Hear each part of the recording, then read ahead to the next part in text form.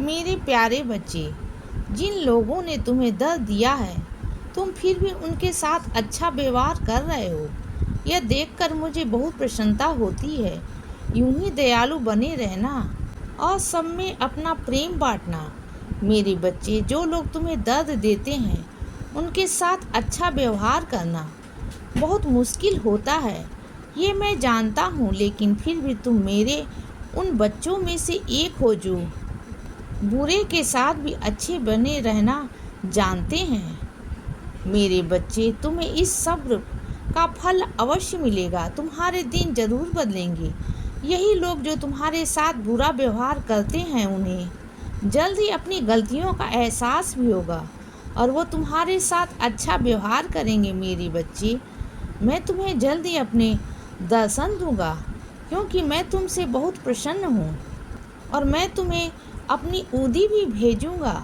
उसे तुम हर वक्त अपने साथ रखना। वह तुम्हारी रक्षा करेगी और रोज़ उसका सेवन करने से तुम्हारी शारीरिक परेशानी समाप्त हो जाएगी। मेरे बच्चे, तुम एक दूसरे से ये कहते हो ना कि ये दुनिया गोल है, तो बच्चे, ये सिर्फ आकार में ही नहीं बल्कि कर्मों में भी गोल है। मेरे कहने का मतलब ये है कि जैसा तुम कर्म करोगे, वह घूम फिर के तुम्हारे पास ही आएगा। इसीलिए मैं तुमसे हमेशा ये कहता हूँ कि अच्छे कर्म करो, तुम्हारे पास ही वही लौट कर आएगा।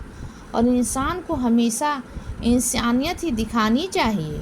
सबके प्रति दया भाव रखो, हमेशा सबके साथ प्रेम से व्यवहार करो। करुणा, श्रद्धा, भावना जैसे गुणों का वास होना चाहिए। जिन लोगों को मदद की ज़रूरत है, उन लोगों की मदद करो। यदि तुमने ज़रूरतमंदों को अनदेखा कर दिया और सोचो कि मुझे क्या पड़ी है, मैं इनकी मदद क्यों करूं, कोई और कर लेगा, तो बच्चे, जिस दिन तुम्हें मदद की ज़रूरत होगी ना, तो ये दुनिया तुम्हें देखकर ये कहेगी कि इसकी मदद मैं क्यों करूं, कोई और कर लेगा। यदि तुम किसी की आर्थिक रूप से मदद नहीं कर सकते या खुद जाकर सेवा नहीं कर सकते, तो सिर्फ उनको देखकर ही अपने मन में मुझसे प्रार्थना कर लो कि बाबा, आप इनकी रक्षा करो और इनके कष्टों से मुक्ति दे दो। मेरे बच्चे, यह भी एक मदद करने की तरीका है। हमेशा अपने कर्म अच्छे रखो। तुम्हारा साईं केवल तुम्हारे कर्म देखता है। यदि तुम नाम जप करते भी रहोगे लेकिन कर्म नहीं करोगे, तो नाम जप करने का कोई भी अर्थ नहीं होगा।